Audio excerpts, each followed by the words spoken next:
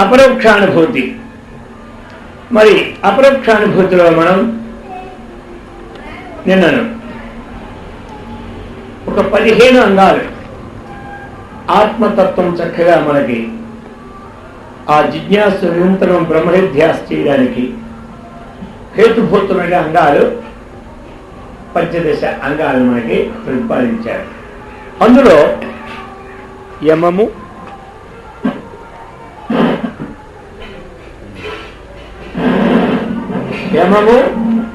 నియమము, త్యాగము, మౌనము, దేశము, కాలము, ఆసనము, మూలబంధము, దేహ సమత్వము, దృష్టిస్థితి, ప్రాణాయామము, ప్రత్యాహారము, ధారణము, ఆత్మధ్యానము, సమాధి. ఇవి దేనికి అంగాలు? నిధిధ్యాసానికి అంగాలు. ఇవి నిధిధ్యాసానికి అంగాలన్నమాట. అందులో యమము అంటే చెప్పుకున్నాం, సర్వం బ్రహ్మేతి విజ్ఞానాత్. ఈ సమస్తము బ్రహ్మమని తెలుసుకొని ఇంద్రియ వృత్తులు నిరోధించిటే యమమని తెలుసుకున్నాం. మరి ఆ ప్రకారముగా నియమము అంటే సజాతీయ ప్రవాహము, విజాతీయ తిరస్కారమైనటువంటిది నియమమని మనం తెలుసుకున్నాం. త్యాగము అనేటప్పుడు ప్రపంచ రూపస్య చిదాత్మ అవలోకత్వాత్. త్యాగో హి మహతాం పూజ్యో సద్యో మోక్షమయో యుతః. కాబట్టి ఈ ప్రకారముగా ఆ సచ్చిదానందమైనటువంటి అనుభవం కలుగు. ఆ తర్వాత ఈ ప్రపంచ రూప త్యాగమే త్యాగమని.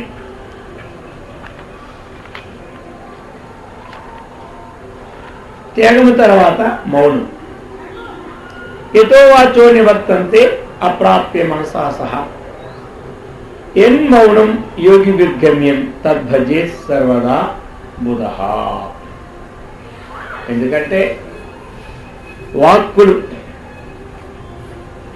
ఎంతవరకైతే వర్ణిస్తున్నాయో, దేన్నైతే వాక్కులు వర్ణించలేదో, ఆ వాక్కులనేవి దేన్ని వర్ణించలేదో అక్కడికి వెళ్ళి ఆగిపోతున్నాయి. అది అసలు మౌనం. అర్థమైందా? వాక్కులు దేని నుండి తిరిగి వస్తున్నాయో, మనస్సు దేనిని చింతించడానికి వీలు పడుకుంటా ఉంటుందో ఇక అదేమిటి? అది మౌనం అని చెప్పుకొచ్చారు. అయితే సామాన్యంగా మౌనం అనేది అభ్యాసం చేస్తేనే ఆ మౌనం సిద్ధిస్తుంది అన్నమాట. మన ప్రసాద సౌమ్యత్వం మౌనం ఆత్మ వినిగ్రహ అని చెప్పుకున్నాం. ఆత్మయందు ఏమి? వాగేంద్రియాన్ని, మనో ఇంద్రియాన్ని దాని మనం సంయమనం చెయ్యాలి. అందుచేత అంటే అంతఃకరణందు సంయమం చెయ్యాలి. ఇది మౌనం. ఇంకా ఏంటి? మరణాస్థితి మౌనం. మరణం అంటే ఏమిటి? మననాయితి మననం. మనస్సు పూర్తిగా లేకపోవడమే నా మననమైనమాట. ఈ ప్రకారంగా మనం మౌనం అనేది అభ్యాసం చేత ఒక ధార్ధ్యమైన శక్తి వస్తుందన్నమాట అంతఃకరణంలో. అటువంటి ధార్ధ్యమైన శక్తి ద్వారా సూక్ష్మ శక్తి గ్రహించడానికి వీలు పడుతుంది. అందుకు మౌనం అనేది అందరికీ అవసరం. అందుకే పూర్వం పెద్దవాళ్ళు వారానికి ఒక రోజు మౌనం ఉండేవారు. రోజుకు 3 గంటలు 2 గంటలు కొంతమంది మౌనం ఉంటారు. అది ఈ ప్రకారంగా మన వాళ్ళు అంటేనే అంటుంటారు. ఏమంటారు మన వాళ్ళందరూ? మౌనించ కలహం నాస్తి. మౌనించ కలహం నాస్తి. ఇంట్లో కలహం లేకుండా ఉండాలంటే చేయాలి. అందరూ ఆ మౌనం అనేది ఉంటుండాలి అన్నమాట.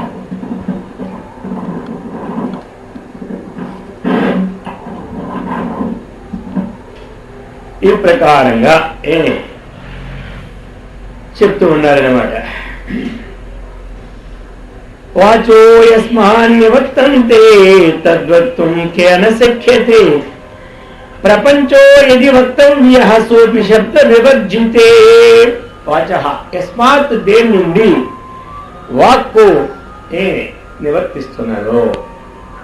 అటువంటి దానిని వక్తుం కేన శక్యతే, అది దేని ద్వారా శక్యము, అది దేని ద్వారా శక్యము ఇది చెప్తున్నారు. అందుచేత వాక్కులు దేన్ని నివర్తిస్తున్నాయో ఇక అటువంటిది వర్ణించడానికి ఎక్కడ వీలు పడుతుంది, దేని వల్ల కూడా శక్యము కాదని చెప్తున్నారు. ఇతి వా తద్భవే మౌనం నతాం సహజ సంయుతం గిరాం మౌనం తు బాలానాం ప్రయుక్తం బ్రహ్మవాదిభిః. కాబట్టి బాలానాం మౌనం తు గిరాం, కేవలము కూడా ఆ యొక్క వాక్కుని నిరోధించడం అనేటువంటిది బాలానాం మౌనం అన్నారు. దానితో పాటు ఏం చేయాలి, మనఃప్రసాద సౌమ్యత్వం, మౌనం ఆత్మ. అది నిజమైన మౌనం ఏమిటి, ఆ యొక్క సహజంగా తన స్వస్వరూపమునందు మనస్సు లయం చెందుతూ ఉండాలి. ఇది ఫలితం చెందాలంటే మొదట మౌనం అనేది అభ్యాసం చేయాలి. సూక్ష్మ విషయాన్ని మనము భేదించాలంటే స్థూల విషయాన్ని ముందు లక్ష్యాన్ని కొట్టి దాన్ని గురిపెట్టి కొడుతూ ఉంటుంటే, మనం అనుకున్న గురి కరెక్ట్గా తగులుతూ ఉంటుంటే స్థూల విషయంలో మనం చక్కగా ఆరితేరినట్టు అనమాట. ఆ తర్వాత సూక్ష్మ విషయానికి అది అనేక జన్మల నుంచి కూడా ఈ వాక్కు అనేక విధాలుగా మనకి ప్రసారం అవుతున్న వాక్కు నిరోధించడం సామాన్యం. మరి దాన్ని చక్కగా కొంతమంది 12 సంవత్సరాలు మౌనం ఉంటారు, మరీ గొప్పది. ఆ ప్రకారంగా అయితే మౌనం ఉన్న తర్వాత మనస్సు అన్నటువంటిది బాహ్య విషయం నివృత్తి జరుగుతుందా లేదా అనేది ముందు గమనించుకోవాలి. అది అన్నమాట. కొంతమంది ఆ మౌనంలో మాట్లాడరు కానీ మొత్తం పలకలు కాగితాలు నిండిపోతూనే ఉంటాయి రోజుకి. అర్థమైంది కదా, 1 కాగితాలు. ఇక అది అంత ప్రయోజనమేమి లేదు.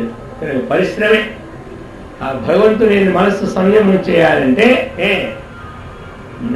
ఏది అనుకోవాలి, ఏదో అవసరం, ఏదో ఒకటి ఆహార వ్యవహారాల కోసం, శరీరం కోసం అవసరమైతే రాయను అది ఒకటి.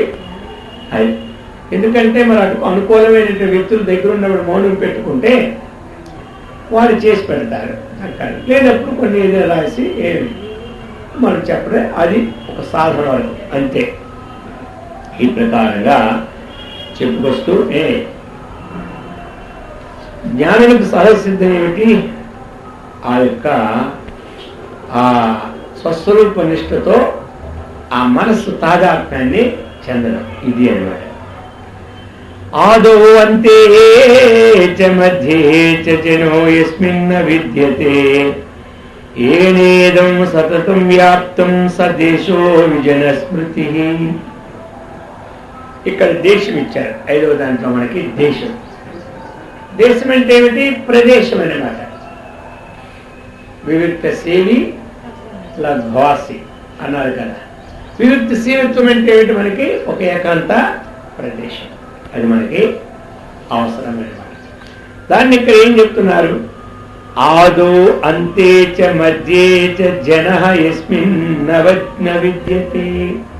యస్మిన్ దేని యందు, ఏ పరమాత్మ యందు, ఏ పరబ్రహ్మమునందు, ఆదో అంటే సృష్టి పూర్వం, సృష్టికి ఆది, మధ్య అవసానం, లయకాలమునందు. ఇందులో ఏది విశ్వమంతి కూడా సతతం వ్యాపించి ఉంటుందో ఆ బ్రహ్మమే విజయ దేశం అన్నారు. ఆ బ్రహ్మమే విజయ దేశం. అది అయితే మరి ఇది కొంచెం విజయ దేశం అంటే కొంచెం సూక్ష్మత గల వారికి ఇది. మరి స్థూలంగా కావాలంటే మొట్టమొదటి సాధనకి ఏకాంత ప్రదేశాన్ని మనం శీలించుకోవాలి. అక్కడే 10 మంది నుండి మాటలు ఆడుతూ ఉంటుంటే, మనమేమో ధ్యానం చేస్తూ ఉంటే ఏమైనా కుదురుతుందా? అసలే ఏమి కోతిలాంటిది అనమాట. ఆవరణ ఎంతవరకు ఉన్నదంటే దాన్ని వదిలించుకొని కొన్ని 6 సంవత్సరాలు పడుతుంది. అర్థమైందా? ఆ ప్రకారంగా అందుకని కొంచెం ఏకాంత ప్రదేశాన్ని శీలించారు. అయితే ఇక్కడ ఏం చెబుతున్నారు మరి ఆ యొక్క కొంచెం సూక్ష్మ విషయం కాబట్టి, ఎవరైతే ఆధార ఆధేయ భావంలో దేని ఏందైతే లేకుండా ఉంటున్నారో, ఈ విశ్వమంతు ఎల్లప్పుడూ ఏది అనేది వ్యాపించి ఉందో ఆ బ్రహ్మమే నిజమైనటువంటి దేశం అని చెప్పి విజయ దేశం అంటున్నారు. అది ఎందుకు అంటే మరి అక్కడేమిటి దేశం అన్నటువంటిది? అది దేశమా? అది సర్వవ్యాపకం కాబట్టి, ఈ శరీరం ఆది ఎందు లేదు అంతమందు లేదు కాబట్టి, దీన్ని వచ్చి నామరూపాత్మ జగత్తు వచ్చినది కాబట్టి, జ్ఞానం తెలుసుకుంటే ఆధార ఆదాయ భావాలు రెండూ లేవు కాబట్టి, అన్నిటికీ ఏదైతే మనకి ఆ యొక్క స్థితిగతులు ఉందో అదే విజయోద్దేశం అని అది సూక్ష్మ విషయం అన్నమాట. అది కలనాత్తు సర్వభూతానాం బ్రహ్మాదీనాం నిమేషతః కాలశబ్దేన నిర్దిష్టో హి అఖండానందద్వయః. చెప్తూ ఉన్నారు మనకి ఇప్పుడు కాలం. ఆరోదేవిది కాలం అని. ఏంటి కాలం? కలనాత్ సర్వభూతానాం బ్రహ్మాదీనాం నిమేషతః. అయితే మనకి కాల పరిచ్ఛేదము ఒకటి ఉంది. కాల పరిచ్ఛేదము ఉంది. కాల పరిచ్ఛేదం అంటే ఏంటి మరి? ఒక దినానికి 24 గంటలు అనుకున్నాం, అంతే సీమితుందని. అర్థమైందా? ఒక గంటకు 60 నిమిషాలు అనుకున్నాం, ఇది ఒక సీమితం. ఒక నిమిషానికి 60 సెకండ్లు అనుకున్నాం, అది ఒక సీమితం. ఈ విధంగా కాల పరిచ్ఛేదం అన్నమాట. ఇది ఈ కాల పరిచ్ఛేదం ఎవరికి? బ్రహ్మాదులకి సైతం ఉంది. బ్రహ్మదేవుడికి 100 సంవత్సరాలు కానీ అయిపోతే ఆయన కాలం సరే, మనకు 100 సంవత్సరాలు అయిపోతే మన కాలం సరే. అందుచేత బ్రహ్మాదీనాం సర్వభూతానాం నిమేషతః. ఇప్పుడు మనం దేశం కానీ కాలము కానీ వస్తువు కానీ ఈ పరిచ్ఛేదము లేనటువంటిది, శూన్యమైనటువంటిది, అద్వితీయమైనటువంటిది, అఖండమైనటువంటి ఏదైతే ఆనందం ఉందో అదే కాలము అని చెప్పారు ఆచార్యుల వారు. అర్థమైంది కదా? మనకి ఇది కాదు కాలము, అఖండమైనటువంటి ఆ పరమాత్మ ఆనందమే అది కాలం నిర్దేశించారు. అది కూడా బుద్ధి బోధనార్థమే. ఇవన్నీ ఉన్నాయా దాని హిందూ? లేదు. మనకు ఒక అవగాహన కావడానికి ఇది నిర్ణయం అంతే. అది దేశకాల పరిచ్ఛేద త్రయమైతే ఇక మళ్ళీ కాలం అని మనం తీసుకుంటే అక్కడ ఏమది పరిచ్ఛిన్నమైనటువంటిది వస్తువు కాదని చెప్పి మళ్ళీ ఇక్కడ అఖండానందం కాలము అన్నామంటే మళ్ళీ అక్కడ ద్వంద్వం వస్తుంది. అయితే ఏంటంటే అది సాధకుల యొక్క బుద్ధి కోసం ఇవన్నీ నిర్ణయాలు అంటే ఈ యోగాలన్నీ. దాని ఏ యోగం ఉంది? ఏ యోగము లేదు. అర్థమైందా? అదేదో ఉన్నది యోగము ఏమీ లేదు దాని. అయితే ఇవన్నీ దేనికోసం? మనస్సు ఏకాగ్రత చెందడానికి, బుద్ధిలో ఆత్మ కంటే అన్యమైనది లేదని నిశ్చయం కావడానికి మనకి సాధన. అది సుఖీనైవ భవేద్యస్మిన్ అజస్రం బ్రహ్మచింతనం ఆసనం తద్విజయానీయాత్ నాయితర సుఖనాశనం. ఇక్కడ మనకి 7వది ఆసనం అంటే ఏమో చెప్తున్నారు. అయితే మరి ఈ ఆసనాలు కూడా ఎన్నో రకాల ఆసనాలు పతంజలి మహర్షుల వారు కూడా యోగశాస్త్రంలో 3వ మెట్టైన ఆసనంగా నిరూపించినారు. అనేకమైన ఆసనాలు మనకి యోగ క్లాసులు ఆసనాలన్నీ అందులో నేర్పుతూనే ఉంటుంటారు. ఆయన కూడా అన్ని ఆసనాలు చెప్పి చెప్పి చెప్పి లాస్ట్కి ఏమన్నారంటే స్థిర సుఖమాసనం. స్థిరంగా సుఖంగా మనం కదలక మనం చెప్పి కూర్చుంటామో అంతవరకు కదలక మెదలక ఉన్నటువంటి స్థితి గతి అనేటువంటిది ఏదైతే ఉన్నదో అదే ఆసనం అనేసారు. అర్థమైందా? అదే ఇప్పుడు ఆసనం అంటే పూర్వకాలంలో వేస్తూ ఉండేవాడు, అప్పట్లా మనం ఇప్పుడు ఉండలే. హిరణ్యకశిపుడైతే చేతులు అలా పైన ఎట్టుకొని ఆసనం వేసుకొని ఉండాలి, కింద మలాలు మొయ్యకుండా. అది అవుతుందా? అవును. ఆ పరిస్థితి వేరు, ఈ పరిస్థితే వేరు. అందుచేత అలా కాదు. ఇది ఇక్కడ అదే చెప్పారు. సుఖేనైవ భవేద్యస్మిన్ అజస్రం. అజస్రం అంటే ఎల్లప్పుడూ కూడా సుఖేన ఏవ భవేత్. యస్మిన్ యస్మిన్ దేని యందు ఎల్లప్పుడూ నిరంతరం మనం చెప్పి కూర్చుంటాం 2 గంటలు 3 గంటలు అంతవరకు కూడా సుఖంగా ఉంటుందో అది అనాయాసంగా బ్రహ్మచింతన ఏ విధంగా అయితే కలుగుతూ ఉన్నదో అది ఆసనం అన్నారు. నిరంతరము అనాయాసముగా సుఖముగా బ్రహ్మచింతనం కలుగుతూ ఉంటుందో ఏ స్థితిలో ఉంటే ఆ చింతనం కలిగినటువంటి స్థితి ఏదైతే ఉందో దానికి సంబంధమే ఆసనం అన్నమాట. ఇక మిగిలిన ఆసనములన్నీ సుఖనాశకములు. అర్థమైందా? అవి సుఖాన్ని కలిగించే ఆసనం భావం ఖండించారు ఆయన. అదే స్థిరము సుఖము. ప్రకృతి పురుష సంయోగమైన వివేకము. ఇది ప్రకృతి, ఇది పురుషుడు అన్నటువంటి వివేకం అన్నమాట. ఆ వివేకమైనటువంటిది స్థిరంగా ఉంటే అదే స్థిర సుఖమాసనం అని ఆయన వ్యక్తపరిచినారు. ఈ విధంగా చెబుతూ అందుకు ఆసనాలు వేసేటప్పుడు అందరూ కూడా ఎవరో పద్మాసనం మీద కూర్చొని ధ్యానం చేస్తే బాగుంటుందట కదా అని అనుకుంటారు. ఆ కాలు పైకి రావు. కాలు పైకి రాక ఇప్పుడు ఆ పద్మాసనం చెందుకు మనకి ఏ ఆసనం మీద కూర్చున్నా మన కింద కూర్చోలితేనే మరి మనసుని ఇస్తుంది కదా, మీ కింద కూర్చోలేం కదా. అర్థమైంది కదా? కూర్చుని కూర్చుంటే ధ్యానం చేయవచ్చునా లేదా, చేస్తే ఫలితం వస్తుందా లేదా, ఇదే సందేహాలు వద్దు. అర్థమైంది కదా? సందేహమే వద్దు. కింద కూర్చున్నా పైన కూర్చున్నా మన మనస్సు అంతర్ముఖం కావడం ముఖ్యం. అలాగని ఆసనం అంతా కూర్చోవడానికి చక్కగా ఉన్నటువంటి వాళ్ళు పైన కూర్చోవలసిన పని లేదు. కింద కూర్చొని కాళ్ళప్పుడు ఏళ్ళప్పుడుతో బాధపడుతూ ఉడుకున్నప్పుడుతో అటువంటి వాళ్ళు కుర్చీ మీద కూర్చొని చక్కగా చేసుకోవచ్చు. ఇప్పుడు కొంతమంది కుర్చీ మీద కూర్చుంటే చక్కగా నిద్రపోతారు. అర్థమైంది? కింద కూర్చుంటే మళ్ళీ నిద్ర. ఏది మంచిది అంటే నిద్రకి ఎక్కడి నుండి నిద్రపోతే అదే మంచిది. అది ఎక్కడి నుండి నిద్రపోతే అదే మంచిది. అది కూర్చుంటే అలాగే పోవాలి.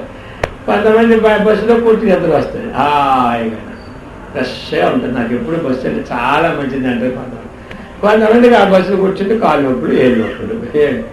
ఏ ఆసనం అయితే ఏం చెప్తారు, ట్రైన్లో అయితే హాయిగా ఉంటుంది మనకి. అర్థమైంది కదా? ఈ ప్రకారంగా స్థిర సుఖం ఆసనం. ఎక్కడ కూర్చుని సమాధికి వెళ్తే అదే మనకి ఆసనం అన్నమాట చెప్తున్నారు. మరి సిద్ధాసనం అంటారు కదా, అదేమిటండి అంటే సిద్ధం యత్ సర్వభూతాని విశ్వాధిష్టానమవ్యయం యస్మిన్ సిద్ధాః సమావిష్టాః తద్వై సిద్ధాసనం విదుః. ఇదంతా వేదాంత పరమైన అన్వయంగా తీసుకున్నారు ఇవన్నీ.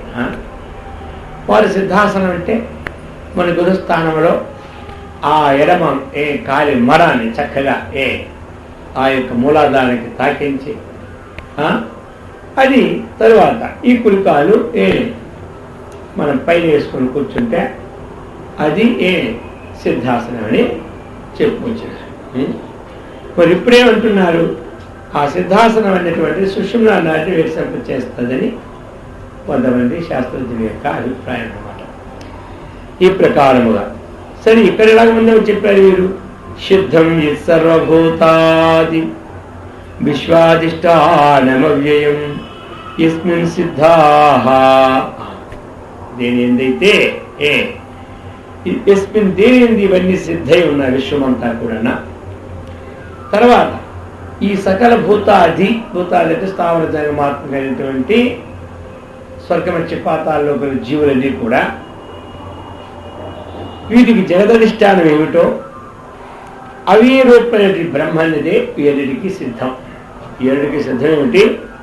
ఈ సకల భూతాల స్థావర జంగమాత్మకమైనటువంటి వీటికి సిద్ధం ఎక్కడ? అవిరూపమైనటువంటి పరబ్రహ్మదే వీటికి సిద్ధం. అంటే అదేమిటి? వాటి నుండి ఉత్పత్తి అయినాయి కాబట్టి వాటికి ఇది సిద్ధమన్నమాట. అది అట్టి ఏ సిద్ధ బ్రహ్మ అయింది యోగ సిద్ధులు సమాహ చిత్తులే ఉందరో కదా. ఇవన్నిటికీ ఎక్కడ సిద్ధి అంటే పరబ్రహ్మమునందే సిద్ధి. కాబట్టి ఎన్నిటికీ సిద్ధం ఎవరంటే పరబ్రహ్మమే సిద్ధం. సిద్ధులంటే అది బ్రహ్మాతి స్థితికి ఉన్నవాళ్ళు ఆ సిద్ధుల్ని లెక్క చేయి. అర్థమైంది కదా. బ్రహ్మాతీత స్థితి ఉన్నవారు సిద్ధులను ఎవరు లెక్క చేయి. మరి అన్నిటికీ ఎక్కడికి అధిష్టానమో అదే సిద్ధం అన్నమాట. ఎక్కడి నుంచి ఉత్పత్తి అవుతుందో, ఎక్కడ లయం అవుతున్నదో ఈ విశ్వానికి సిద్ధం ఏమిటంటే పరబ్రహ్మ. అట్టి ఏ సిద్ధమైనది బ్రహ్మ ఉందో యోగ సిద్ధులందరూ కూడా అట్టి సిద్ధ పరబ్రహ్మ సమాహ చిత్తులే ఉంటారు. కాబట్టి అది సిద్ధాసనం అని నిర్ణయించారు. ఏంటి? ఆ యొక్క పరమాత్మ సదా నిరంతర ప్రవాహ రూపశీలంగా ఉండడమే సిద్ధాసనం అని అభిప్రాయం. అయితే ఇది ఏమిటంటే కొంచెం సూక్ష్మమైనటువంటి విషయాలు, అవి కొంచెం స్థూలమైన విషయాలు. అకరాసనం అని చెప్పినవి ఇదేంటంటే అవి చిత్తశుద్ధికి, శరీర స్వాధీనానికి అవసరమైనటువంటి విషయాలన్నీ కూడా అక్కడ పతంజలి మహర్షి చెప్పి ఉన్నారు. ఈ అద్వైత పరబ్రహ్మనందు తనకున్నటువంటి అనుభూతులను బట్టి, తను చేయవలసిన స్థితిగతులను బట్టి ఇది ఈ ఆసనము, ఇది సిద్ధాసనం అని ఇక్కడ వ్యక్తపరుస్తున్నాడు. యన్మూలం సర్వభూతానాం యన్మూలం చిత్తబంధనం మూలబంధ సదా సేవ్యో యోగ్యో అసో రాజయోగినాం. ఇప్పుడు మనకి 8వది మూలబంధము అంటారు. మరి మూలబంధం అంటే యోగాసనాల్లో వాళ్ళు చక్కగా చూపెడుతుంటారు మనకి. అయితే మరి ఇక్కడ ఏం చెప్పారు? మూలబంధం అంటే మనకి ఈ సమస్త జీవులకు చిత్తబంధములకు మూల కారణమైనటువంటి బ్రహ్మయే మూలబంధం. మనకి ఈ చిత్త బంధమునకును మూల కారణమైన బ్రహ్మే మనకి మూలబంధం. ఇది రాజయోగులకి సదా సేవ్యం. ఈ మూలబంధము రాజయోగులకి సదా సేవ్యం, యోగ్యం. రాజయోగులు అంటే ఎవరు? గృహస్థాశ్రమంలో ఉండే ఆ చిత్తశాంతికి ఏకాగ్రతకు వచ్చే సాధకుల్ని రాజయోగులని పేరు అన్నమాట. ఈ ప్రకారముగా చెప్తూ అంగాణాం సమతాం విద్యాత్ సమే బ్రహ్మని లీయతే నోచేత్తున ఏవ సమానత్వం రుచుత్వం శుష్క వృక్షవతు. ఇప్పుడు చెప్తున్నారు మనకి దేహ సమత్వం. మనం దేహ సమత్వం అంటే ఏం చేస్తాం? సమంకాయ శిరోగ్రీవం ధారయన్న చర్మ స్థిర సంప్రేక్ష నాసికాగ్రం స్వం దిశశ్చ. ఇది మనకి భగవద్గీత దేహ సమత్వం. కాబట్టి మరి ఇక్కడ చెప్తున్నారు ఈ యొక్క దేహ సమత్వం అనే దానికి మనకి అంగానాం సమతాం విద్యేత్. అంగములన్నీ కూడా చక్కగా కొంచెం. ఇంకా ఏమి? సమే బ్రహ్మని లీయతే. ఆ బ్రహ్మమునందు విషమ భావము లేకుండా ఆ సమానత్వ భావనతో లయం చెంది అక్కడ మనకి సంఘ సమత్వం అసంగ సమత్వం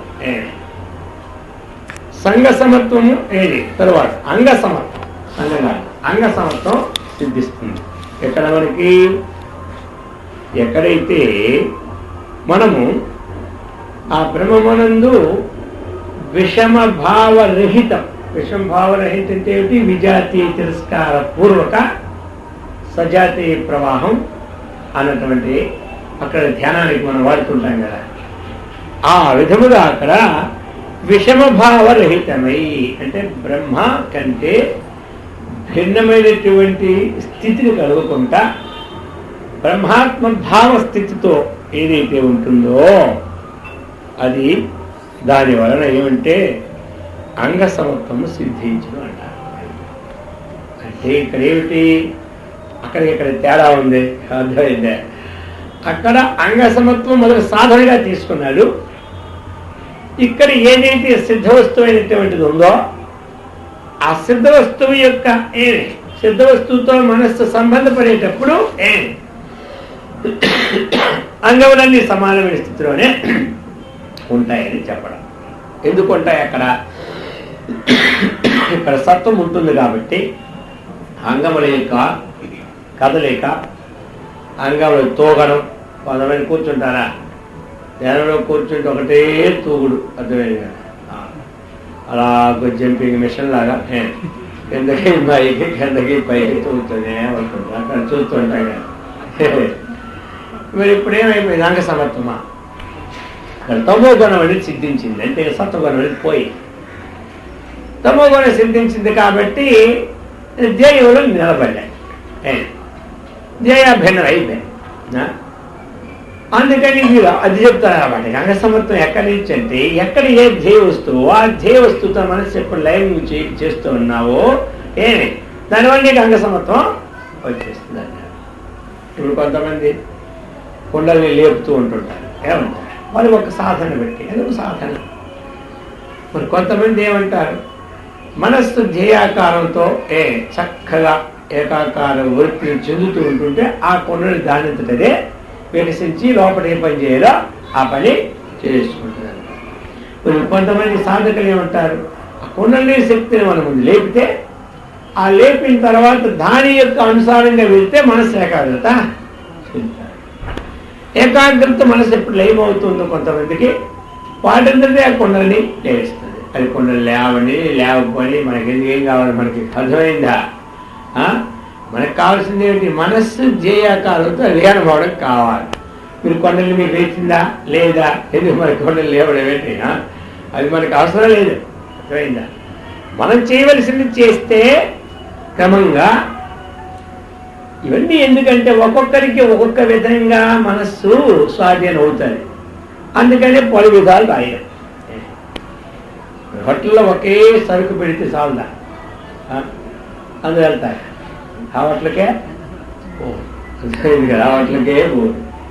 అక్కడేముంటుంది? ఎప్పుడు వెళ్ళినా ఇడ్లీలు వెళ్ళలేదు, పెసరట్లే, అందుకని ఎక్కువ అంటే అది 10 రకాలు పెట్టేసరికి ఒక్కొక్కటి అంటే 10 పెట్టేసరికి 10. మనకు తినడానికి ఒక రకమైన చాలు, మన అలవాటు. 4 తింటుంటే 4 రకాలు తినాలి ఉంటుంది. ఒక రకం తింటే అది జీవితానిగా అది మన అలవాటుని బట్టి ఉంటారు, అర్థమైందా? ఆ ప్రకారముగా ఎలా అయితే ఇది ఉంటుందో కాబట్టి ఒక్కొక్క విధంగా ఒక్కొక్క సాధన చెబుతూ ఉంటారు. మరి ఈ సాధనలో ఏ సాధన గొప్పది అంటే అన్నీ ఒకటే. ఏమంటారు? నేను కొత్తగా కనిపెట్టిన ఒకటి చెప్తారు. నువ్వు కొత్తగా కనిపెట్టేది ఏమవుతుంది? భగవంతుడి దృష్టిలో లేదు, నువ్వు కనిపెట్టలేవు, అర్థమైందా? ఆయన సృష్టిలో ఆయన దృష్టిలో లేదు, మనమే కనిపెడతాం. మనమేది కొత్త కనిపెడతాం? ఏమీ లేదు. అయితే అది నీ కూడా మేము ఉన్నది. భగవంతుడు శ్రీకృష్ణుడు ఏం చెప్పాడు? ఇది పరంపరగా వచ్చిన విద్యయ్యా. అదేదో కాలభూతంలో రజస్తమో మాలిన్యం చేత అడిగంటిపోయింది, అదే నీకు చెప్తున్నాడు అన్నాడు. ఈయనేదో చెప్తున్నాడు అనుకోడు ఆయన. నాకు పాతదే చెప్తున్నాడు, కొత్తదేమీ చెప్పలేదు అనుకోడు అంటాడు. అర్థమైందా? కొత్తది ఉంటే కదా చెప్పడానికి. ఏముంటుంది చెప్పండి? 50 ఏళ్ళు అయింది, అన్నీ మన తెలుసు. ఆ వండుకున్న వంటలు ఇంకేమి ఎంతకన్నా ఇంక ఉన్నాయా? ఆ బియ్యము పప్పులు మిల్లు వీటికనికి ఉన్నాయి. వాటితో ఏవో అవన్నీ ఇవన్నీ పోతున్నాయి కానీ సున్నుండలని ఏవో చెప్పుకుంటూనే ఉంటుంటే ఇంకా కొత్త ఇంకేమున్నాయి. ఎన్నేళ్ళు లేని అంతే మన పని. అర్థమైందా? ఆ ప్రకారంగా సృష్టిలో కొత్త ఉండవు. అయితే అడుగంటిపోయిన తర్వాత కొన్నాళ్ళు మర్చిపోయిన తర్వాత దాన్ని గుర్తు చేస్తే అబ్బా ఆయన ఏదో కొత్తగా పెట్టాడు అదేంటోనట అక్కడికి వెళ్తే మనసు సలా లీనమైపోతాడట. ఏం లీనమైపోయేది? వాసన క్షయం కాకుండా మనస్సు లీనమంతా కుక్క తోకకి బద్దగట్టినట్టే ఉంటుంది కానీ ఇంకంతకంటే ఎక్కువ ఏమీ ఉండదు. ఇది కదా లోన ఉన్న వాసన లీనం అవ్వాలి. అది అప్పుడు వాసన క్షయం అవ్వాలి. లోన వాసన క్షయం అవ్వాలి. లేకపోతే అంతే. మరి మనకి బాగా నిద్ర పెట్టిన కొంత అంటారు ఇప్పుడు 4 గంటల ఆ ధ్యానంలో ఉన్నంట. ఏం మర్చిపోయినది చెప్పండి? ధ్యానం నుంచి వచ్చినాక ఉదయం డ్యూటీలు మర్చిపోయినాడా? ఏ డ్యూటీలు ఆ డ్యూటీలు మర్చిపోయాడా? భోజనం మర్చిపోతాడా? కాఫీలు మర్చిపోతామా? చెప్పండి, ఏం మర్చిపోతాం మనం? అది ఏది మర్చిపోం. అర్థమైంది కదా? భజనకి వెళ్ళడం మర్చిపోతామా? ఉద్యోగికి వెళ్ళడం మర్చిపోయి మర్చిపోతాం చెప్పండి. అందుకని అయితే అంతవరకు ధ్యానంలో ఉన్నాం. అంతకంటే ఎక్కువగా నిద్రపోతాం మనం. 6 గంటలు 7 గంటలు నిద్రపోతాం మనం. నేను బాగా నిద్రపోయాడు. ఏం మర్చిపోయాడు? ఇప్పుడు ఏం మర్చిపోయా? బాగా నిద్రపోయాడు. ఏం మర్చిపోయాడు? లేచినప్పుడు ఏం మర్చిపోయాడు. ఆ ప్రకారంగా నిద్రపోయిన తర్వాత ఈ జాగ్రత్త వస్తువు యొక్క సంస్కారము మనకు ఉంటూనే ఉంటుంది. నిద్రపోకముందు ఈ సంస్కారం ఉంటూనే ఉంటుంది. అలాగనే మనం సమాధికి పూర్వం ఈ సంస్కారాలు ఉంటాయి, అయిన సంస్కారాలు ఉంటాయి. మరి ఏమి లాభం మరి నిద్రకి సమాధికి? నిద్రకి సమాధికి నిద్ర తమో గుణము, సమాధి సత్వగుణం. అది కూర్చొనే ఉంటాడు, నిద్ర వచ్చినప్పుడే పడిపోతాడు అంతే. అదే తమస్సావాలంతో. అందులో ఏం తెలియదు. ఇందులో ఏమవుతుంది? మనస్సు తనకింతకు ముందు కంటే ఎంత సూక్ష్మత వచ్చింది అన్నది సమాధిలో వ్యక్తమవుతాయి మనకి. అర్థమైందా? దీంట్లో తెలుస్తుంది. అంతకుముందు ఏదో ఒక విషయం చూసేటప్పుడు ఆ విషయాన్ని వెంటనే వాళ్ళతో మాట్లాడడమో దాని విషయం వాళ్ళ చేత ఒప్పించడమో అంత తీవ్రంగా ఉండేది అనమాట. ఇప్పుడు ఆ విషయాన్ని ఎవరికి సమాధిస్తూ సూక్ష్మ మనస్సు ఏదో తేలుతుందిలే మనకి ఎందుకు ఇప్పుడు తేలినప్పుడు తేలలే అని వస్తాయి. లేదా అంతకుముందు తేలిందాక నిద్రే పట్టదు. సమాధి వల్ల ఇటువంటి భావాలన్నీ కూడా సూక్ష్మ స్థితిలో ఉంటాయి. అందుచేత ఈ ప్రకారంగా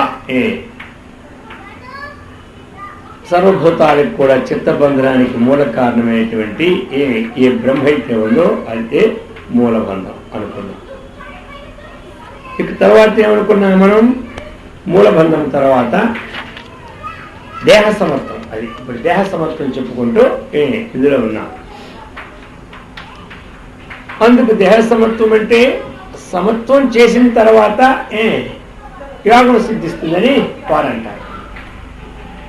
సరే, దాని యొక్క మూలమైన స్థితిని మనం చక్కగా అనుసరిస్తే దేహం అంతా దానింతది సమానత్వం పొందిపోతారు. ఇది ఈ ప్రకారముగా చెప్తున్నారన్నమాట. మరి అంగ సమత్వం ఎలాంటిది అంటే, అంగ సమత్వం వస్తే శుష్క వృక్ష రుజుత్వం వంటిది అన్నారు. ఎండిపోయినటువంటి చెట్టు అదేమవుతుంది? ఆ ఎండిపోయిన మొక్క ముళ్ళు అది ఏ గాలి వచ్చినా ఏమవుతుంది? అది ఈ అంగ సమత్వం ఎప్పుడైతే సిద్ధించిందో వారికి పంచభూతముల యొక్క తాకిడి ఎంతైనా సరే దానికి సమానం ఉంటుంది. అది అందుకని ఈ ప్రకారం అది చెప్తున్నారు. దృష్టిం జ్ఞానమయీం కృత్వా పశ్యేత్తు బ్రహ్మమయం జగత్తు సా దృష్టి పరమోదారా ననాసాగ్రావలోకిని. ఇక దృష్టి స్థితి చెప్తున్నారు. 10వది దృష్టి స్థితి. మరి దృష్టి స్థితి అనే దగ్గర కూడా మనకి ఉన్నది లోకంలో. దృష్టి అన్నటువంటిది ఏదైనా ఒక ధ్యేయంతోనో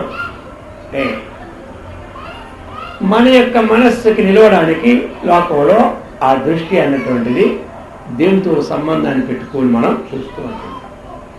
ఇది యోగానికి ఒక అంగం. అర్థమైంది కదా. అయితే ఇక్కడ ఎలాంటి చెప్తూ ఉన్నారు మరి ఏది దృష్టి మన దృష్టి పెట్టుకుంటాం. మూలాధారము, భ్రూమధ్యము, స్వాధిష్టానము, మణిపూరకము, అనాహతము, ఆజ్ఞ, విశుద్ధం, ఏదో ఒకటి సప్తవిధ చక్రాల్లో సప్త స్థానాల్లో ఏదో స్థానాన్ని పెట్టుకుంటూ ఉంటాం. అయితే ఇక్కడ వీరేమంటున్నారు మనకు ఆచార్యుల వారు, దృష్టిం జ్ఞానమయీం కృత్వా, మన దృష్టిని జ్ఞానమయంగా చేసుకో, అంటే జ్ఞాన చక్షువుగా తయారు చేయి. అప్పుడు ఎలా ఉంటుంది? పశ్యేత్తు, అప్పుడు చూడు, బ్రహ్మమయం జగత్తు, ఈ సమస్తము కూడా ఏమవుద్ది?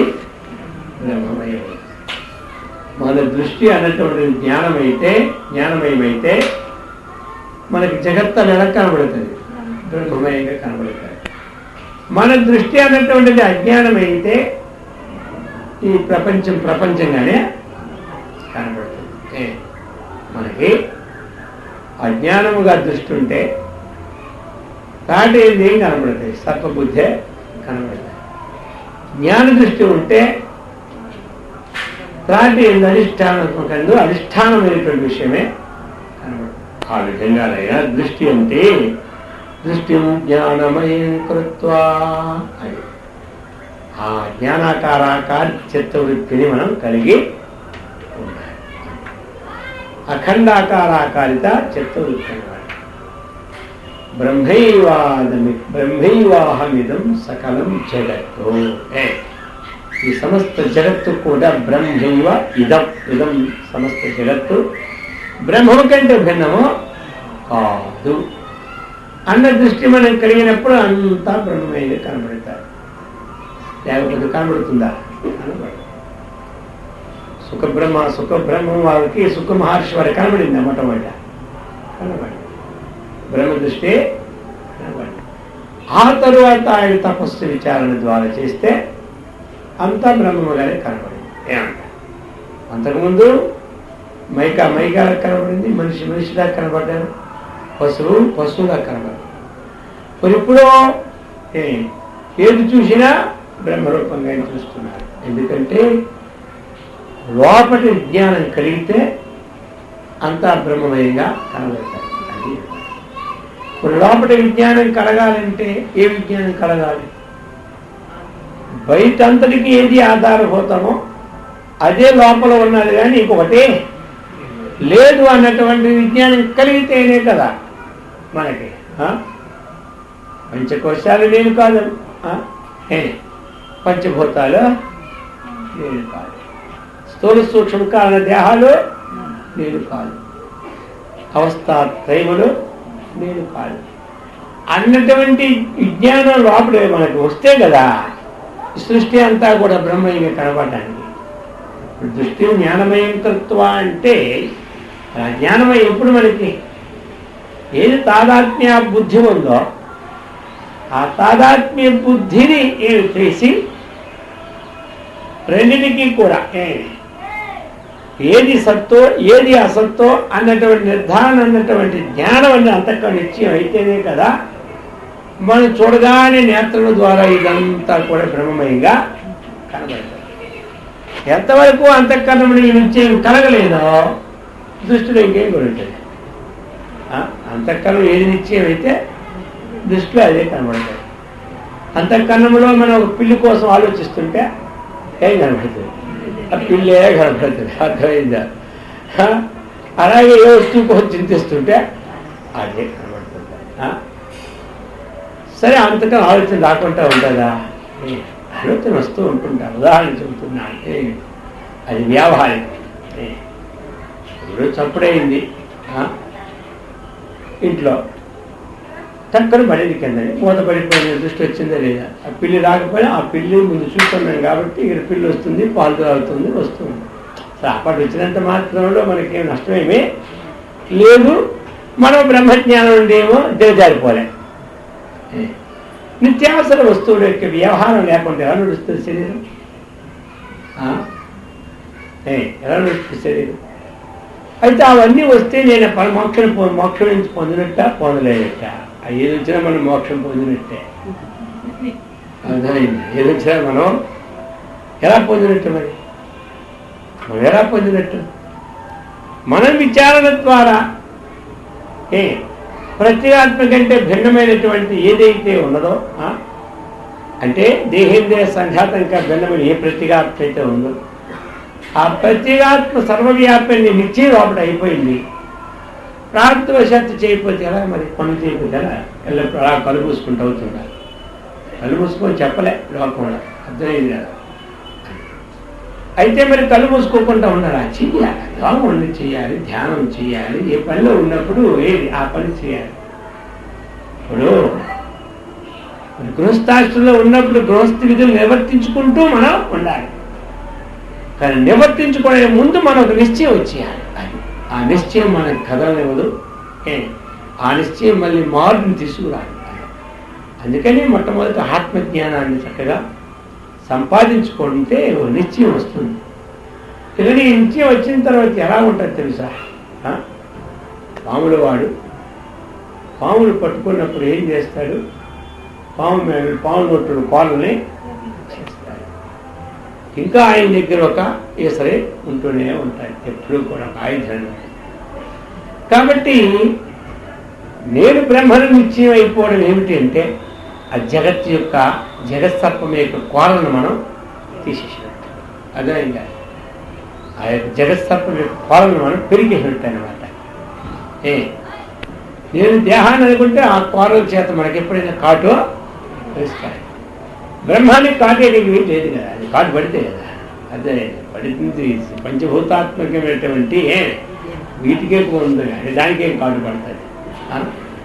మరి అందుకే నేను బ్రహ్మను అనేసరికి ఈ పంచభూతమైన కాటు వీరికి దాని చేత జ్వరపెడితే మరి వీరికి లేదు. అందుచేత మన మనస్సులో మన నిశ్చయం అన్నటువంటిది కావాలి. అది చెప్తున్నారు. మరి ఈ ప్రకారముగా దృష్టిం జ్ఞానమయం కృత్వాత్ పశ్యేత్ బ్రహ్మమయం జగతో. ఎప్పుడైతే అంతఃకరణంలో ఈ జ్ఞానాకారాకారిత చిత్త వృత్తి ఉండిపోయిందో ఆ వృత్తి కదా బయటకు వచ్చేది. లోపల అంతఃకరణము ఒకటి, ఇంద్రియాలు రెండు, విషయము మూడు. అంతఃకరణ వృత్తి చైతన్యాన్ని ఏమనుకున్నాం మనం పూర్వం. కాబట్టి ఆ యొక్క అంతఃకరణంలో మనకు ఉన్నటువంటి అంతఃకరణ వృత్తి ఆవర్చన చైతన్యము ఏమిటి? అంతఃకరణ ఆవర్చన రెండు ఉన్నాయి. అంతఃకరణ ఆవర్చన చైతన్యము, అంతఃకరణ వృత్తి ఆవర్చన చైతన్యం. అంతఃకరణ ఆవర్చన చైతన్యం ప్రమాణమైంది. అదేవిధంగా అంతఃకరణ వృత్తి ఆవర్చన చైతన్యం ఏమైంది? ప్రమాణమైంది. కాబట్టి మనకి మరి విషయావచన చైతన్యం ఉంది. విషయావచన చైతన్యం, అంతఃకరణ అవచన చైతన్యము, అంతఃకరణ వృత్యావచన చైతన్యము, విషయావచన చైతన్యం. ఈ మూడు ఎప్పుడైతే మనకి ఏకం అవుతూ ఉన్నాయో అప్పుడు విషయం మనకి చక్కగా తెలుస్తుంది. ప్రమాణ చైతన్యము, ప్రమాత్ర చైతన్యము, విషయ చైతన్యం. అంతఃకరణంతో ఆవచ్చిన చైతన్యాన్ని ప్రమాత్ర చైతన్యం అంటారు. అంతఃకరణ వృత్తితో అవచ్చనమైన చైతన్యం ప్రమాణ చైతన్యం అంటారు. విషయం మీద అవచ్చనమైన చైతన్యాన్ని విషయ చైతన్యం అంటారు. విషయ చైతన్యము ఈ వృత్తి అవచ్చన చైతన్యము ఏకమైతే ఈ వస్తువుని దృష్టి మనకి కలుగుతాయి. ఎంతవరకు ఆ రెండు ఏకమైతేనే ఇది వస్తువు దృష్టి మనకి కలుగుతాయి. అలా రెండు ఏకమవ్వాలంటే ఈ యొక్క నాళీ ద్వారంలో, ఇంద్రియ యొక్క నాళీ ఈ ద్వారం నుంచి వృత్తి బయటకు వచ్చి ఆ విషయ దేశాన్ని పొంది ఆ విషయం దేశంలో ఉన్న అజ్ఞానాన్ని ఆవరణాన్ని తొలగించి ఈ చైతన్యం అక్కడున్న చైతన్యం ఇది ఏకమై అయం ఘట అయం పట అని మనకి గోచరం అవుతుంది. మరి ఇప్పుడు చైతన్యం త్రివిధం అనుకున్నాం. ప్రమాణి ప్రమాత్ర విషయ చైతన్యం మూడున్నాయా అంటే ఈ ప్రాపంచిక నడవడిక ఎట్లా వృత్తి బయటికి వెళ్ళడము, విషయం అవగాహన అవ్వడము, ఇది వస్తువు తెలియడం కోసం అది ఒక పరంపర. ఆ ప్రకారముగా మనకి ఆ ప్రకారంగా మనం తెలుసుకోవాలి. ఇప్పుడు మనకేమైంది? ఆ అంతఃకరణ వృత్తిలోనే పోయింది కదా. బ్రహ్మాకార ఆకృతి చిత్తవృత్తే మనకుంటే ఆ చిత్తవృత్తి ఈ యొక్క దృష్టి నేత్రేంద్రియ దృష్టి ద్వారా బయటకు వచ్చినప్పుడు ఏ విషయం మీదైతే చైతన్యం ఉంది ఇంతకుముందు ఘటపటాది వస్తున్నదాయం మీద, దాని ఆవరణ తొలగించినప్పుడు అది వస్తురూపంగా మనకి భాషించదు. ఏదే దానికి ఉపాదాన కాని వస్తురూపంగా అది మనకి భాషించదు. మన వృత్తిరూపమైన బ్రహ్మమే మనకి ఇక్కడ భాషిస్తుంది. అందుచేతనే చెప్పారు దృష్టి జ్ఞానమయం కృత్వా పశ్చేత్ బ్రహ్మమయం జగత్. దృష్టిలో మనకి ఎప్పుడైతే ఇది కలిగిందో అప్పుడు మనకి పశ్చేత్ బ్రహ్మమయం జగత్ అంటే బ్రహ్మ ఉంటారు. అక్కడ బ్రహ్మ ఉంటాడు. తన ఆకారాకృత చిత్తవృత్తియే మనకి సాక్షిగా ఉంటుంది. దైవాన్ని మనం ధ్యానిస్తూ ఉంటుంటే ఆ చిత్తవృత్తి స్వరూపం మన దైవంగా ప్రకటమవుతుంది. అర్థమైందా? అందుచేత ఈ ప్రకారం సా దృష్టి పరమోదారా, అది చక్కనైనటువంటిది, గొప్పదైనటువంటిది. నాసాగ్రావలోకిని, కేవలము నాసాగ్రాన్ని చూసుకోవడం కాదయ్యా. అంటే ఏంటంటే ఉండాలి నాసికాగ్ర ఏంటంటే ఒక ధ్యేయం నిలబడడానికి ఇది అంతే. అర్థమైందా? నాసిక నుంచి చూసుకున్న స్థానం, ఈ స్థానం ఎంతవరకు మనకి ఏకాగ్రత వరకు ఈ స్థానం దృష్టి ఎంతవరకు ఏకాగ్ర సిద్ధించినంత వరకే ఈ స్థానం మనకి. ఆ స్థానాన్ని మనకి ఎప్పుడైతే బాగా తన్మయత్వం వచ్చింది ఇది కూడా మనకి కనపడదు. ఇంకేదేమి కనపడుతుంది చెప్పండి? ఇది కూడా మనకి కనపడదు. అయితే మొట్టమొదటి సాధకుడికి కొన్ని విషయాలు చక్కగా ఏకాగ్రత కావాలి కాబట్టి చిత్తము దానికోసం కొన్ని సాధన చెయ్యాలి. చేయకుండా మాత్రం కోరిక కూర్చుంటే అవదు. ఆ సాధన ద్వారా చిత్తశుద్ధి కలగకుండా ఈ విషయం గ్రహించడం కష్టం అన్నమాట. చిత్తశుద్ధి కలిగే వారికి ఆ సాధన మళ్ళీ అవసరం. అయితే ఏంటి, మళ్ళీ ఆవరణం కలగకుండా ఉండడానికి, మళ్ళీ ధూళి పడకుండా ఉండడానికి ప్రతినిత్యం వారికి కూడా కొంత సాధన అవసరం. మళ్ళీ వారి సమీపంలో ఉన్నవారు కూడా మా గురువు గారికి సాధన మొదటి నుంచి అభ్యాసం లేదు, మా పరంపరలో సాధనే లేదు మళ్ళీ చెప్తాడు వచ్చే శిష్యుడు.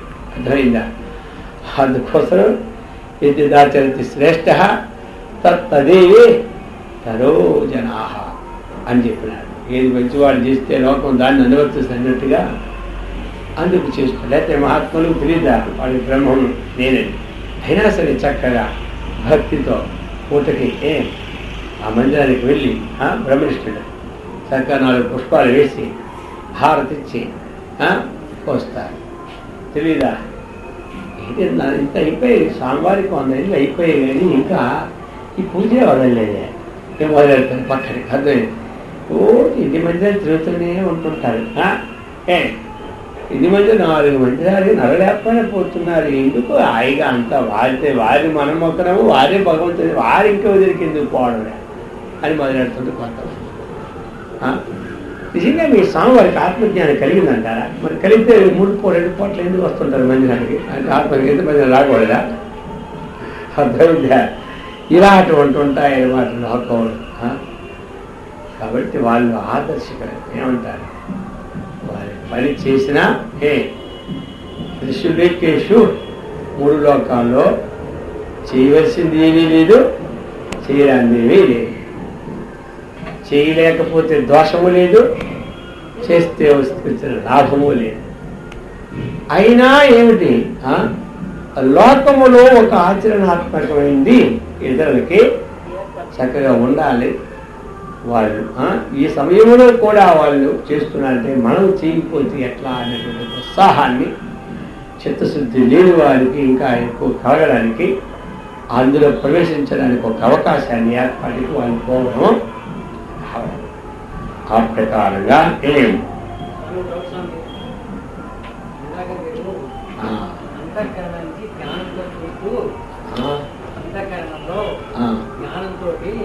కంటితోటి వస్తువు చూసినప్పుడు వస్తువు ఆవరణ తొలగించాలన్నా ఆ వస్తువులకు ఆవరణ ఎలా తొలగించాలి కొంచెం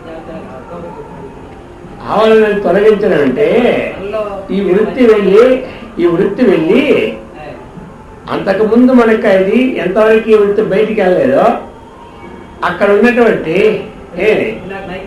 ఇప్పుడు కనబడింది అంటే ఆ క్షణంలో ఆవరణ తొలగించేసింది వచ్చే.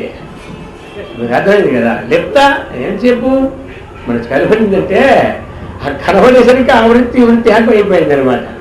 అది అంత స్పీడ్ అనమాట ఆ లోపల వృత్తి. అర్థమైందా? ఇక మనకు కనబడితే ఇంకెక్కడ వృత్తి వచ్చింది మనం అనుకుంటాం. అర్థమైంది కదా.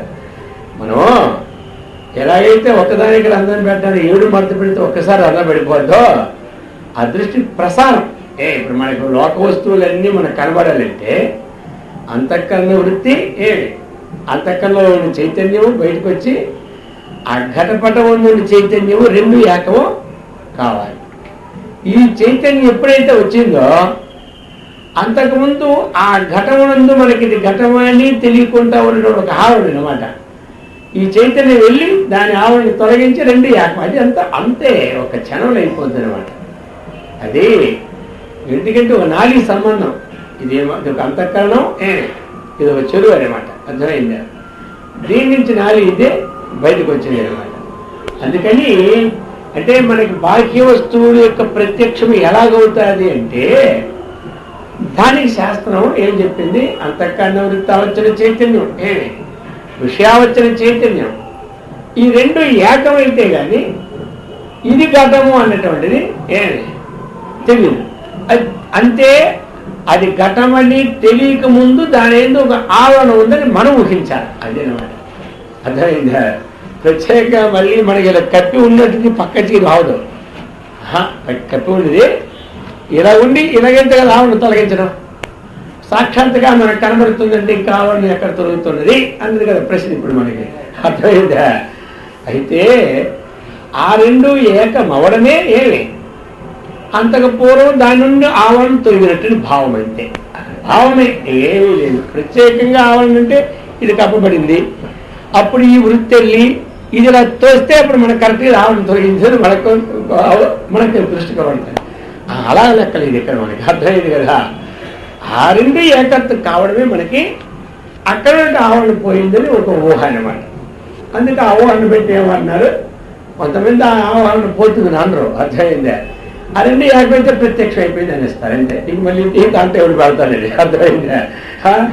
మళ్ళీ ఆవరణ పోయిందని తంట పడతారని కొంతమంది ఏమంటారు. 2 ఏకమైతే ప్రత్యక్షం చెప్పేశారు. ప్రమాణ చైతన్య విషయం చైతన్య ఏకమైతే ప్రత్యక్షం అని చెప్పేశారు ఎక్కడ మన శాస్త్రంలో. కానీ స్వామివారి ఏమిటంటే విద్యాదేవి స్వామి ప్రత్యక్షం అయింది అంటే ఈ 2 ఏకమైందంటే ఇదే దానిని ఆవరణ తొలగించని చెప్తాను. అర్థమైందా? ఇది అక్కడక్కడ ఆవరణం అనేది పోతుందని భావం ఏమీ లే. మన దృష్టి అక్కడికి వెళ్ళేసరికి ఆ చైతన్యము ఈ చైతన్యం ఏకమవుతుందని జనరల్ పాయింట్ అది. ఏమంటే అయితే మరి ఏమిటి అంటే ప్రత్యక్షం మనకు అయింది అంటే ఏదైనా ఒక ఆవరణ ఉంటే ప్రత్యక్షం కాదు కాబట్టి. అర్థమైందా?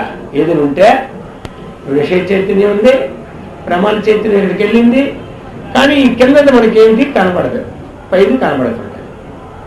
పైది కనబడినా ఆ క్షణములో అంతకు పూర్వము ఇది మనకు కాగితం అని తెలిసినటువంటి యోగ్యత లేక ఆ లెక్కలోనూ ఇది కాగితం మనకు తెలిసిపోతుంది. అది ఆవరణ తొలగించడం మనం ఊహించడం. అంతే ప్రత్యేకంగా ఇక్కడ ఆవరణ తొలగేదే లేదు. విషయ చైతన్యము మంతకన్నా వృత్తవచ్చని చైతన్యము ఏకమయ్యేటప్పుడు ప్రత్యక్షం అవుతుందని భావం.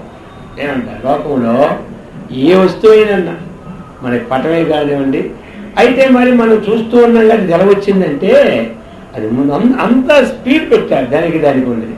మనం చూడగానే మన వృత్తి బయటికే వచ్చేస్తుంది. మరి చైతన్యం అంతా వ్యాపకమే ఉంటాయి, అర్థమైందా? అంతా భవిష్య నారాయణ. ఇప్పుడు మనకి విషయం అంతా చైతన్యమే కదా. ఏ చైతన్యం నుంచి పుట్టిందో అది చైతన్యం కన్నా భిన్నమో కాదు. అయితే మనకి ఇది వృత్తి అన్నటువంటిది ఒక నాడీ ద్వారంగా వచ్చి సమన్వయం అయితేనే ఏమి ఇది అని గోచరిస్తుందని శాస్త్రం విన్నానమాట. అర్థమైందా? అందుకని మనకి చెబుతూ ఉన్నది శాస్త్రం. ఆ ప్రకారంగా మరి ఆ వృత్తి బయటకు వచ్చినప్పుడు చూడండి, మనకు ఒక ఉదాహరణకు ఒక త్రికోణాకారంగా ఉంది జలం. మరి ఆ త్రికోణాకారంగా జలము మనకుంది. త్రికోణాకారంగా జలం ఉన్నది. జలం ఉందా, లేకపోతే అక్కడ ఆధారమా భూమి ఉందా?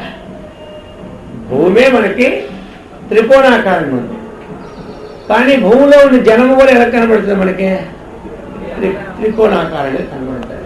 ఏమంటారు? త్రికోణాకారం. వాస్తవంగా అక్కడ త్రికోణాకారం అనేటువంటిది భూమే కానీ జలము కాదు.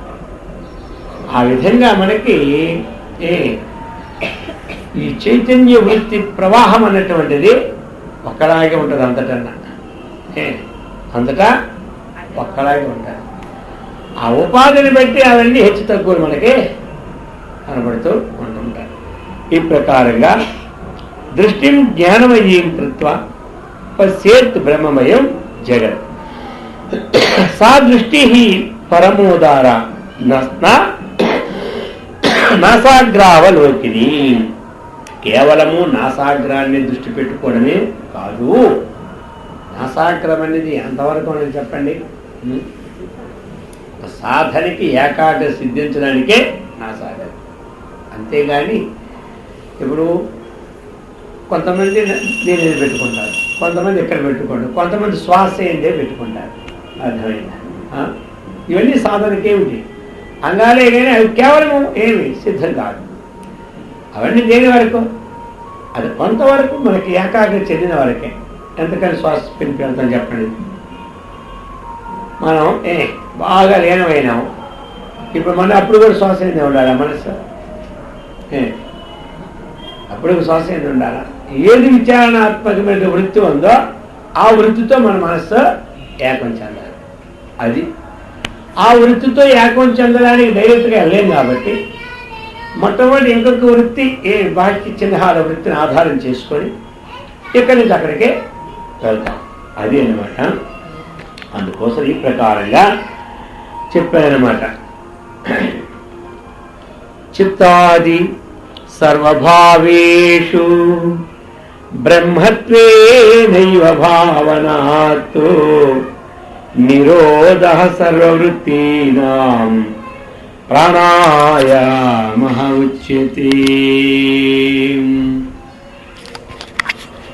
చిత్తాది సర్వభావేషు.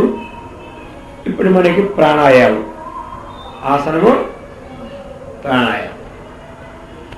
మరి ప్రాణాయామం అంటే ఇంతవరకు మనకేమిటి? ప్రాణాయామం అంటే అర్థం రేచకము, పూరకము, ఓంకారం. రేచకం అంటే ఏమిటి? గాలిని విడిచిపెట్టడం. పూరకం అంటే గాలిని పీల్చుట. రేచక పూరకము లేని స్థితి ఏది ఉందో దానిని ఓంపకం అంటారు. తస్మిన్ శ్వాస ప్రశ్వాసయోర్గతి విచ్ఛేదః ప్రాణాయామః. తస్మిన్ ఆసనే సతి. ఆ ఆసనం నందు కూర్చుంటూ ఉండగా శ్వాసగతి. నిశ్వాసం అంటే నిశ్వాసం, ఉశ్వాసం రెండు. నిశ్వాసం అంటే విడిచిపెట్టడం, ఉచ్ఛ్వాసం అంటే పీల్చుకోవడం. ఈ రెండు గతిని నిరోధించడమే ఏదైతే ఉందో దాన్ని ప్రాణాయామం మనం అనుకుంటాం. అంతే కదా? అయితే పూరకం ఒక ప్రాణాయామం, కుంభకం ఒక ప్రాణాయామం ఏమి అని మరి కొంతమంది చెప్తారు. సరే, మరి ఆ ప్రాణాయామం అంటే ఇక్కడ ఆచార్యుల వారు ఏంటి ప్రాణాయామం అని మనకు చెప్తున్నారంటే చిత్తాది సర్వభావేషు బ్రహ్మత్వేనైవ భావనాతో. అర్థమైందా? అంటే ఏమిటి? ఈ అంతఃకరణలో మనస్సు, బుద్ధి, చిత్తం, అహంకారం ఇవి ఉంది కదా. ఈ సర్వభావములందు ఏం చేయమన్నారు? బ్రహ్మత్వేన భావనా. బ్రహ్మత్వ భావన చేసి సర్వవృత్తీనాం నిరోధ, సమస్త వృత్తులు నిరోధించితే ప్రాణాయామం. అర్థమైందా? ప్రాణాయామం అంటే తెలుస్తుందా? ప్రాణాయామం చేసామని అంటారు. ఇప్పుడు ఈ ప్రాణాయామం చేయాలి, ఆ ప్రాణాయామం కాదు. ఈ ప్రాణాయామం చేస్తే ఇది ప్రాణాయామం అన్నారు. ఏ ప్రాణాయామం ఇది? అంతఃకరణంలో మనోబుద్ధి, చిత్త, అహంకారాది ఈ భావములందు, చిత్తాది సర్వభావములేదు, ఈ భావములేదు ఏం చేయమన్నారు? బ్రహ్మత్వ భావన చేయమన్నారు. మనస్సునందు, బుద్ధినందు, చిత్తమునందు ఏదైతే మనకి అయితే 4 విడదీశారు. అంతఃకరణందే బ్రహ్మత్వ భావన చేయాలంటే అయ్యాక అయితే మనకేమిటంటే 4 విధాలుగా పరిణామం చెందుతుంది కాబట్టి మనకు 4 చెప్తే మంచిదని ఈ ప్రకారముగా ఈ 4 ఎందు బ్రహ్మత్వ భావన అంటే ఇక్కడ ఏమర్థం మనకి? సర్వభావములందు బ్రహ్మత్వ భావన చేయమన్నారు. అంటే మనస్సు ఏదైతే ఆలోచిస్తుందో ఆ ఆలోచనలు ఎందు బ్రహ్మభావన, బుద్ధి ఏదైతే నిశ్చయిస్తుందో ఆ నిశ్చయాత్మక విషయములందు బ్రహ్మభావన. అంటే ఇక్కడ బ్రహ్మభావన చేసేటప్పుడు ఏమవుతున్నది అంటే అక్కడ మన ఆ యొక్క అఖండ ఏదైతే అఖండంగా జరుగుతుందో వృత్తి, ఆ వృత్తి తనంతట తానే నిరోధం అవుతుంది అన్నమాట. అది అక్కడ మనం ఎంతవరకు బ్రహ్మభావన చేయలేదో అంతవరకు వృత్తి కొనసాగుతూనే ఉంటుంటారు. ఎప్పుడు బ్రహ్మభావన ప్రారంభించినామో దాని వృత్తి నిరోధం అవుతుంది. ఇది ఒక అర్థం చేసుకోవచ్చు. ఇంకా ఇక్కడ మనం చేయొచ్చు. ఏమి అంటే ఆ వృత్తి అన్నటువంటిది నిషిద్ధమా ఏమి లేక అది మామూలుగా విహితమా అన్నది కూడా ముందు మనం గమనించుకుంటే, ఒక నిషిద్ధాచరణకి యోగ్యమైన వృత్తిని మనం వదులుకోకుండా అక్కడ బ్రహ్మభావన చేయడం అంటే మళ్ళీ కొన్నిటి నిరోధం వస్తుంది అనమాట. ఎందుకంటే విహిత కర్మ యందు బ్రహ్మభావన ఎందుకు చెయ్యాలి అంటే ఏకాగ్రత చిత్తం కోసం బ్రహ్మభావన ఉంది.